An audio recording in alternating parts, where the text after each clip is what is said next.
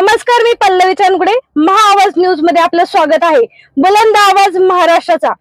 वासुंदे येथे रात्रीच्या वेळी होत आहे उत्खनन, याचा अनेक ग्रामस्थांना नाहक त्रास.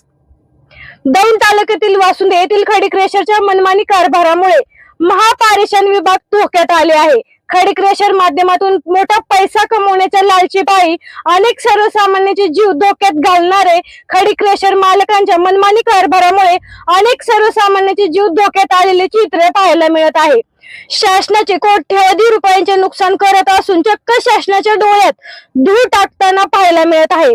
हे खडी क्रशर मालक रात्रीच्या वेळी उत्खनन करत असल्याचे चित्र पाहायला मिळाले. ह्या खडी क्रशरमुळे अनेक ग्रामस्थांना अनेक आजारांना सामोरे जावे लागत आहे. तरी देखील खडी क्रशर मालक मात्र सुस्त आहेत.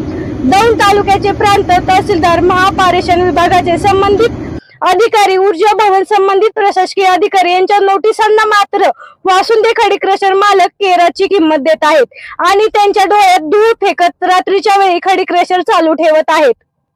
संबंधित प्रशासन कारवाई का करत नाही अशी चर्चा सर्वत्र चालू आहे.